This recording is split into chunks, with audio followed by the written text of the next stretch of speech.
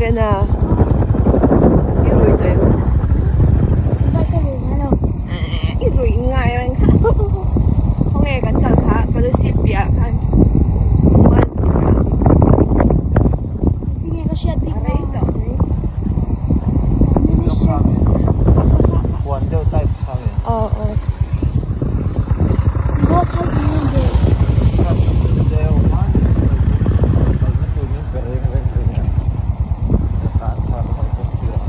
Trám đẹp tổ mấy cái chứ.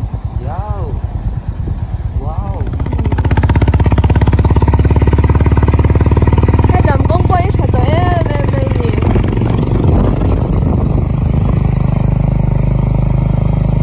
Về thấy tôi hoa tình cho đi bơi đi. Hỏi nó.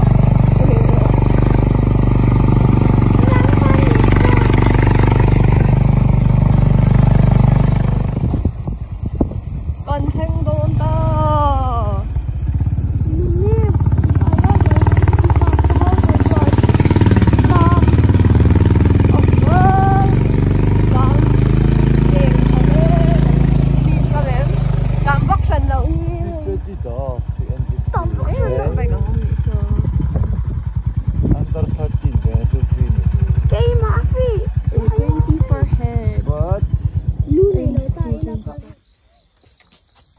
Anh chơi tí lấy, chơi tuổi lấy, anh chơi tí. What? Anh chỉ với sợi nọc nó có túi nào hơn.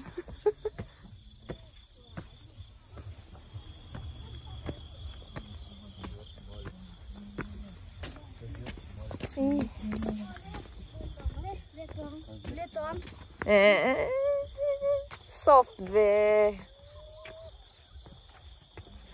nán rồi bên has become a gentle boy.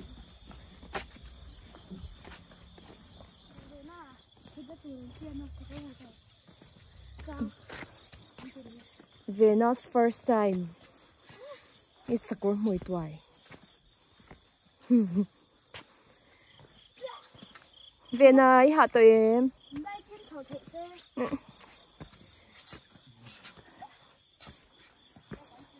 Cháu thề là mấy rồi sẽ ở thì hắn kể hắn cần mấy rồi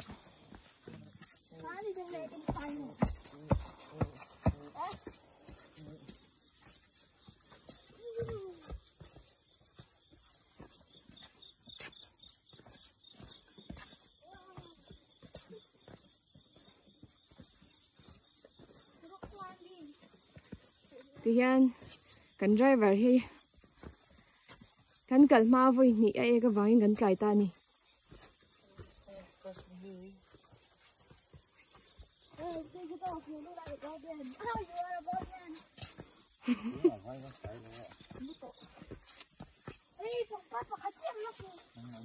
về nào là thấu thầy lão rồi chơi tục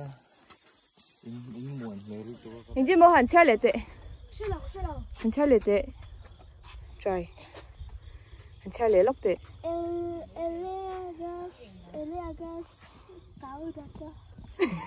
anh nói mi cái gì anh nói mi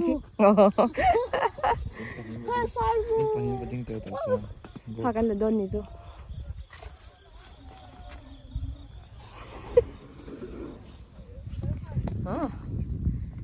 bên à hết lại trong hand hơi về tệ lên phẳng par bằng par tâm nè mày môi tuar nè mày rồi par tuar mày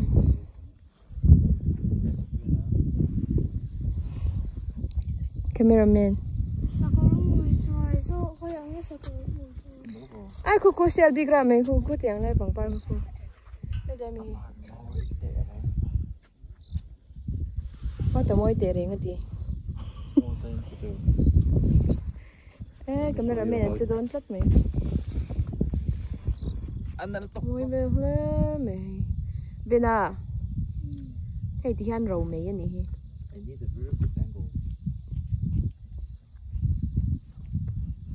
when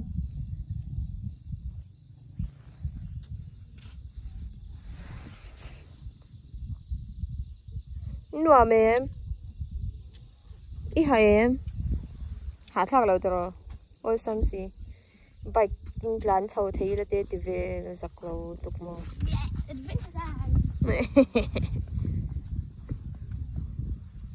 ê tràn rây lâu tấp bằng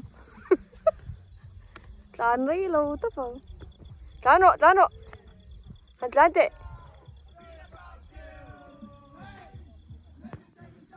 tràn rồi mình phẳng em ơi nó tê khu mình phẳng cho set nữa tầng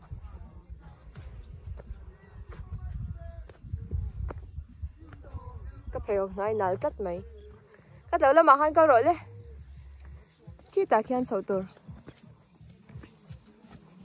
bật lò bom bom phải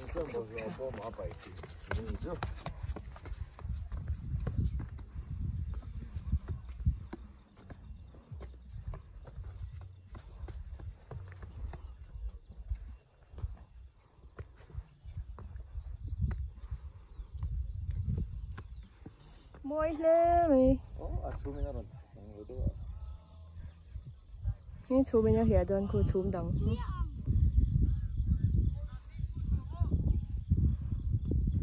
môi lên mày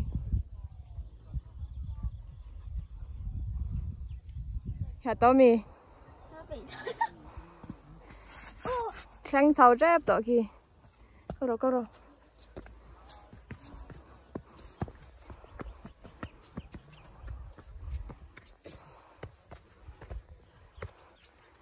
vẫn là đủ đôn về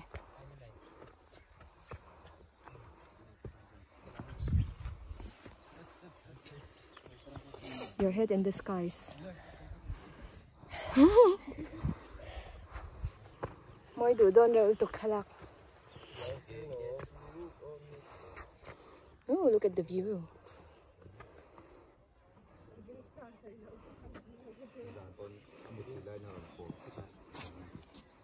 Cần thấy dễ lòng về nó ăn ngon mới đi em smile sáng sáng về smile về sáng sáng đi khăn như sao kha ý đông về giờ chắc là trả lệ mày ý lùm trả đấy nghe ơ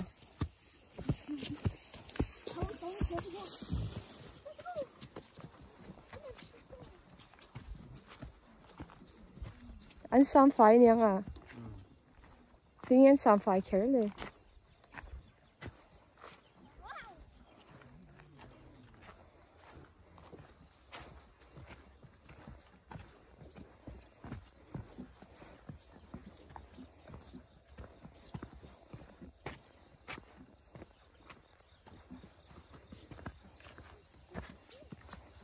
xuất hiện ô một cái chơi đây bây giờ không gần driver chụp bùm nòm là quay lang ai mấy thế nhỉ chú đua mi ta khan bắt nở vía cái này chú nó ủy viên viên mấy vội chăng bắt nở vía về nào cái này kha về in the trees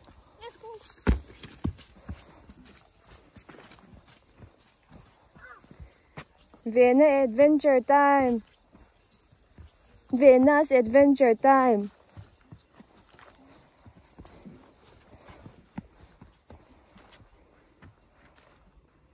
Nakal nga ma'am.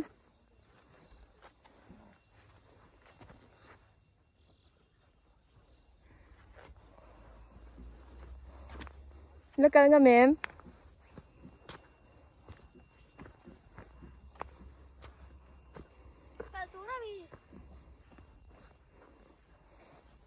Cảm thấy đủ trơn.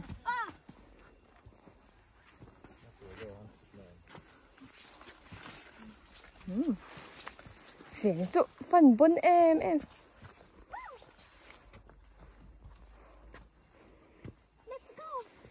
Khá đầu là mặc khăn câu rồi đi. Ta khán.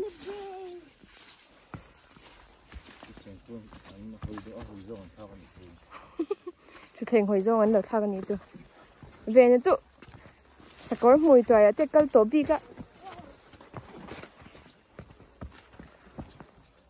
ta khai gần chút đơn nha.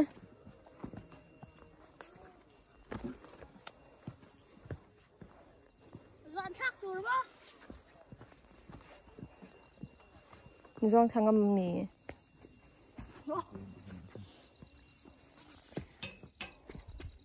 Đâu vậy cái bài lòng. Yêu. Tia tia chú chặt đồ ném nè. Cô bận nôm chỗ mấy chặt lâu về à. Đây, đã rồi đấy, đi khăn đã rồi. This is what we do to our natural places.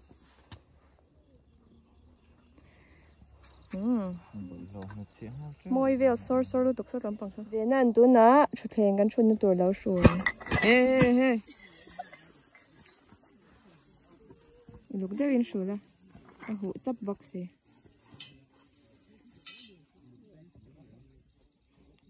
Rồi đi.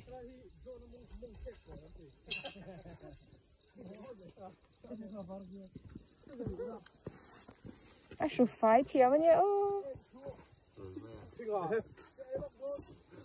Sủi phai thiệt tục. Cái gì? Cup.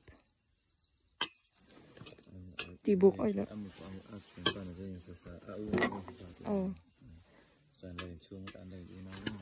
U nào thì lấy mà cái gì nữa. Mi dâu thì cần đâu in cái dân qua về cả. Cái cần bùm nó về nên là khi đó nè. Cái thiếm lâu xí. Ole. Yummy. Your best is enough. This is a fine delicacy called turin. What? People is in her. Ginger tea. Nè cũng thế, uống vel mi à. Mà nó khá là vật tiêu cherry book thế nhỉ? Ôi.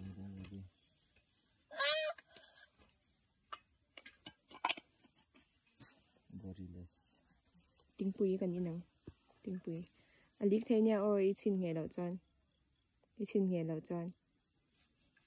Ô, à phung dọc ha.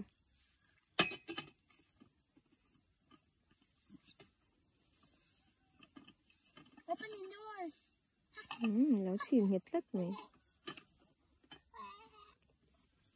Tiếng phúc đôi mà nè.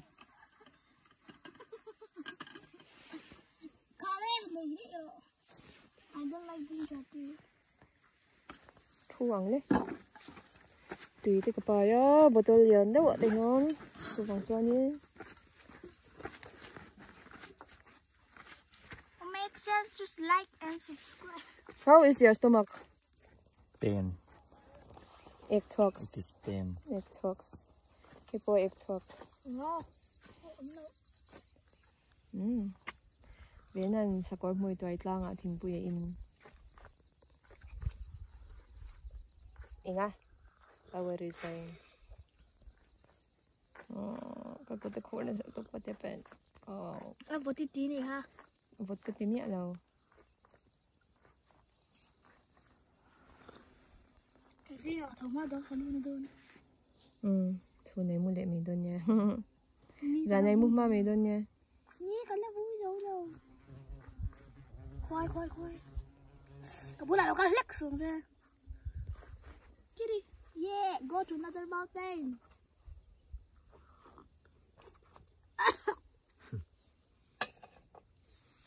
Tùy đâu mẹ.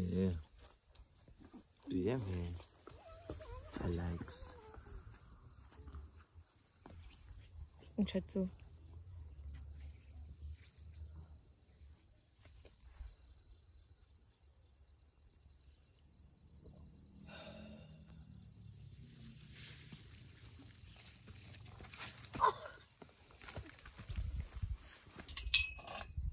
Tuy thì lẩu mà cái tia.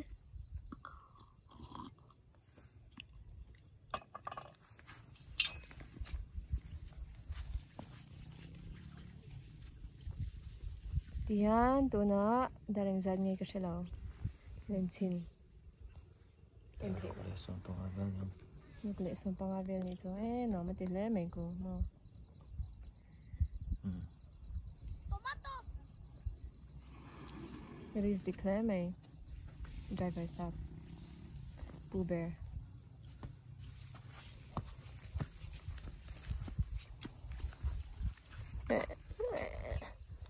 Ha nang mà ha kan na deuh char meng che ve nan tlang a thing pui ina chuanin atlan kwal vela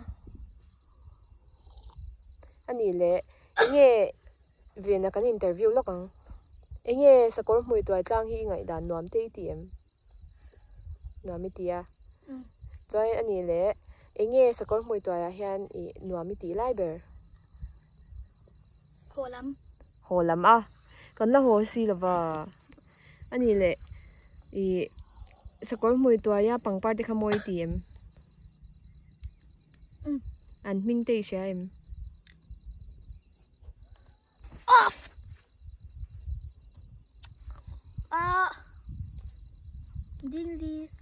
ding dia derken chu ma kan ni chai enge pakhat khalar deuh kha na sin par kai lo hmuem na sin par ka tam tu kani ase derken po kha tam atro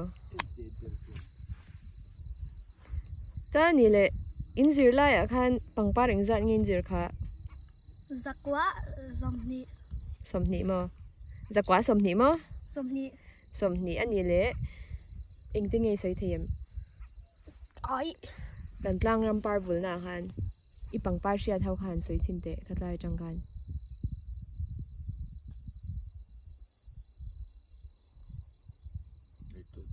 atir ber ha thai khil dei enge han soi te le atir ber lo kha soi la ni le now ban I non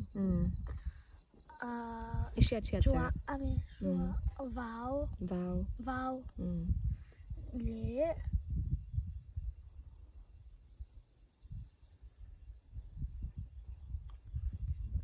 zir thai ni somni a dai ba shet lem be a jin ne pangpar ri soi po kha om reng ania derken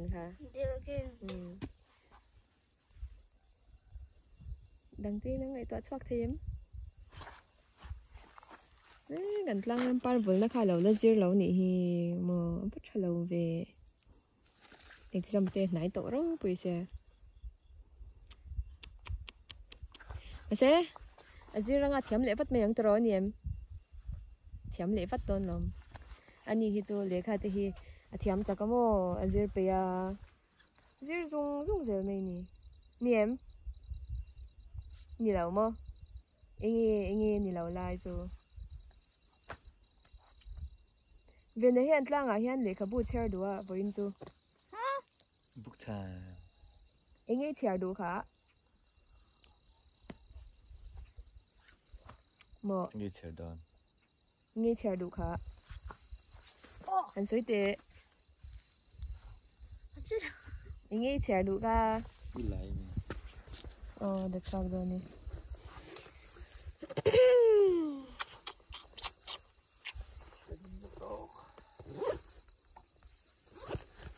the car le de I port don lo mi hai mi sang hai mi ai alian na khan om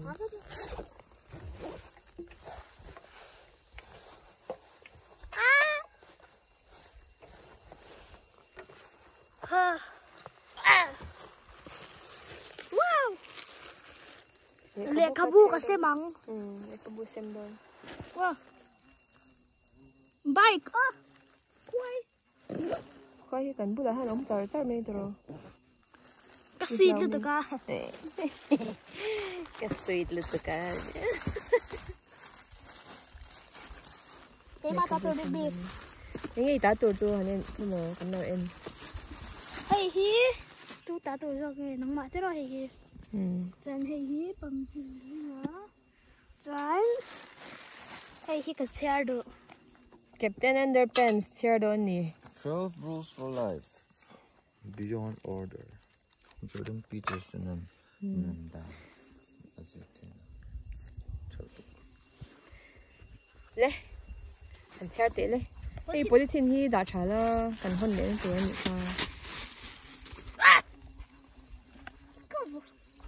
Pulawang.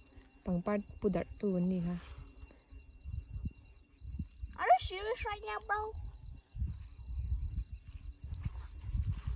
Panin local sat may à. Got him do. No.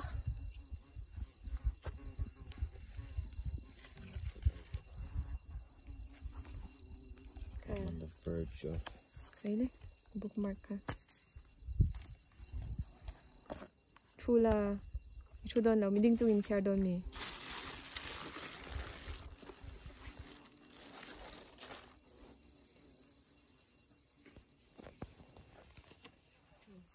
Cô phim phải biết muốn về nào.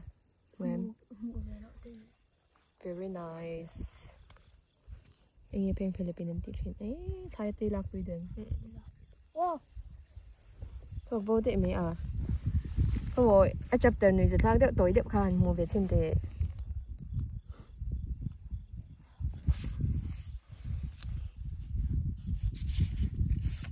Không nghe. Giống về hàng du. Này càng tệ. Đi khan thì đánh lên.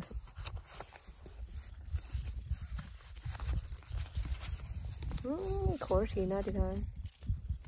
To make a long story short, the robot obeyed. Good job, Pakat. Make a long story short, the robot obeyed. Anh thật sẽ véo nhỉ? Hey, but chapter cut, chapter he. Then look see about.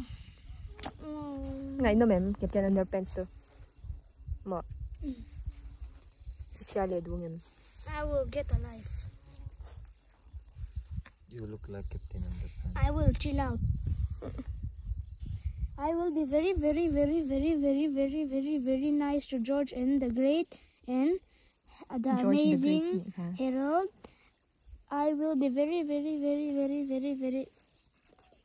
Ngatingin siya tira Captain Underpants ka. Chan chu no pang te kha nin school an siam kha.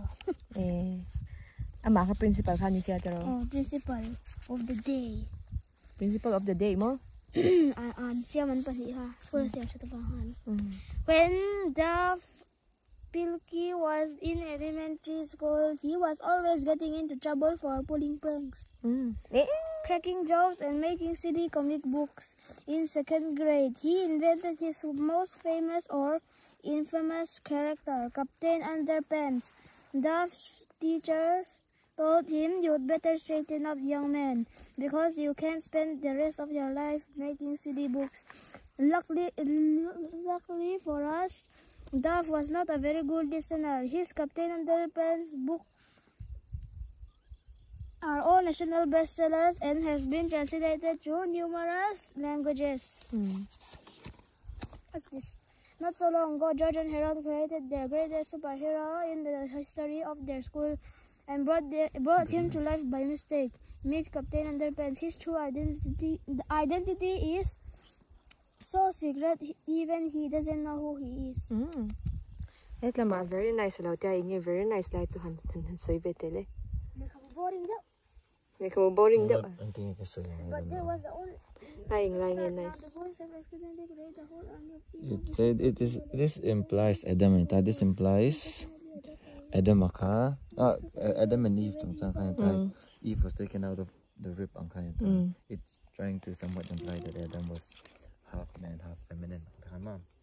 Half masculine, half feminine, and only separated into two sexes later on. Adam and Eve. So this implies not only the partition of a divinely produced unity, which was one unit, and then, but the incompleteness of man until each is brought together with the other. The completeness when two divine partitions are brought together, they become whole. One. Nupa and marriage are one and nina tia. Tu moi ti ta em tani. Adam and Eve chang hana. Moi thau bel nok tani tu. The incompleteness of both becoming complete. anh in thar chhuak che khan an lo complete ta a chu amoi em ta ni ngo hi chu hei ka thiara hi chan It like the but the incompleteness of man and woman until each is brought together with the other. A half chau khan na nia ka ta chan ro ki chu ka thiara hi chan mo enge tinge mi puite hi hei first wave extinction a to a chanin second wave to a nga tinge mi puite hi an la har chwa theilo tu na po hian third wave extinction a tel tur kan ni hi anti ni mo chu wang chanin first wave kha chu when a first wave te ha tu tenge kha enge kha dinosaurs on hun la kha ni tero chain ani le second wave kha enge Noah's Ark. chain third wave pa chain ke mani hi ni to don ta enge lo thengang kan shelo ni tero eng mo yen kwa la tiak chu ti chering wat ani mo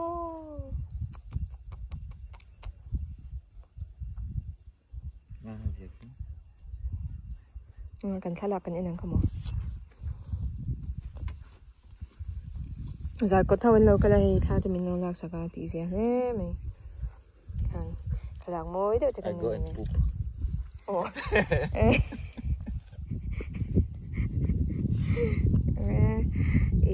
eno lấy trà ni me ve ro go pu lấy trà Chị đâu ui nữa tăng sao có đấy khi rộn thô nga ui vùng sao có đấy rồi có đăng kan suk don Suk beta don ni so ta ma so ikal du mo a thui tuk It's very far. mungkin na next time ni me let's go kan kal ma le deu huna ma deu kan kal to don ya ni da sa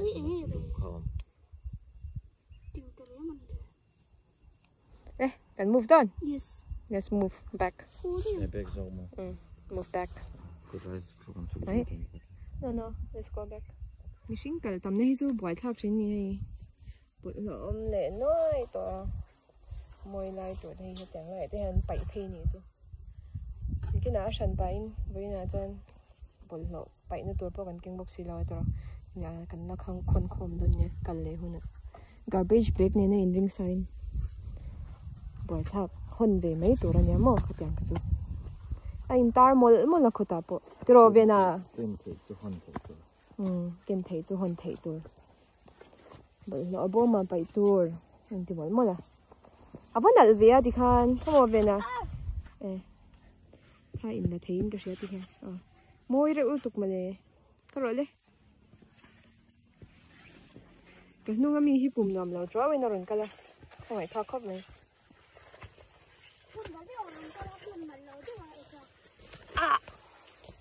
sao nhìn thủy chứ lệ ui ê phèn phải lập chu vạc quan lên sao nhớ mấy thao quan lên sao cái tí này vạc lâu lắm này phèn phải lập chu vạc về nè start ít thế đôi mi vùng đôi đâu mi mà hậu xí vùng tê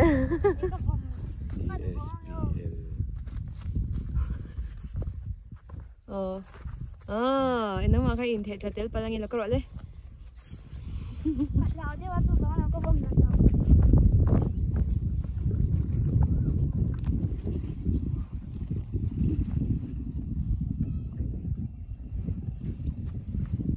My stupid heart.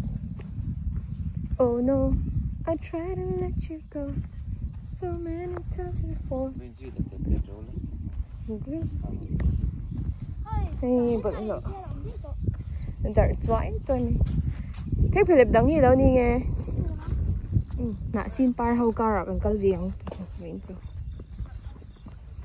Nạ xin par. What the nạ xin par. Ý hì môi tuột hì môi tị rồi. Thôi đâu. Rau trần tôi đi trên chỗ. Được rồi. Khoai à? Khoai. Thầu si thế bom. Apart tak là hun line gần cal về lâu tin ni hin thế rồi.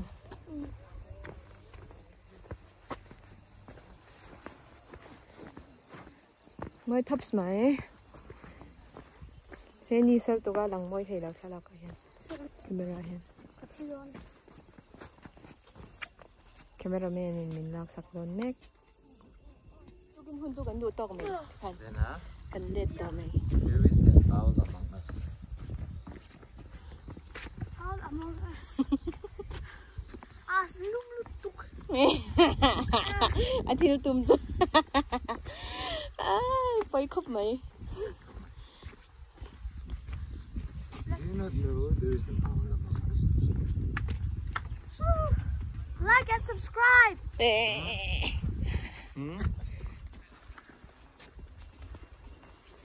Để lại like and subscribe thì như thế.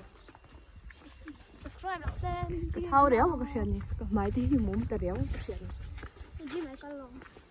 Jim cái vàng khan, cái muốn đón tí nào như này nè. Muốn xíu xíu nha. À tí xíu nha. One of us is an owl. Lo tiếng Anh.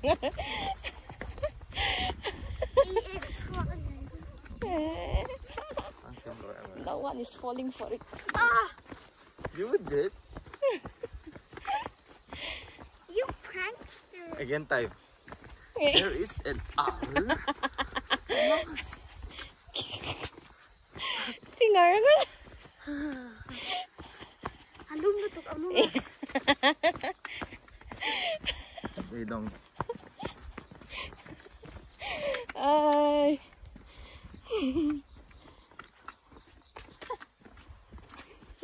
Say that down here.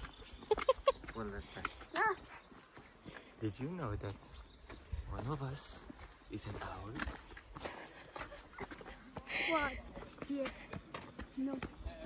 But we did. Come on, Mom. There, Chán đây. Mấy xiềng. Chán đâu một xíu nào à. nghe chán tu. Đi tia chán tuổi à. Sang lầu mới rồi bị tê. Do you want to know which one is the owl?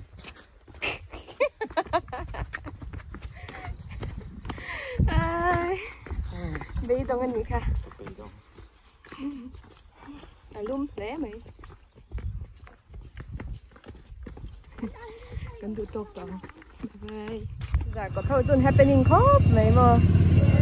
Happening khóc này.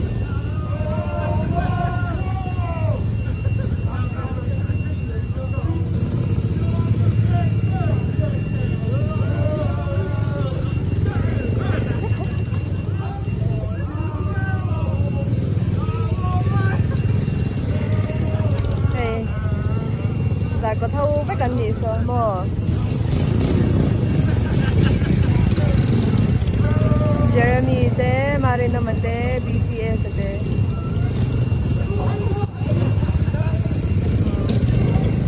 Thành câu tài, câu liệm về thủy đồn tài. Thành hồ đồn ta. Thank you for visiting. Come again and di kan kale Thank you for visiting. Please go away. Kaliang mo, kale do mo. Like us.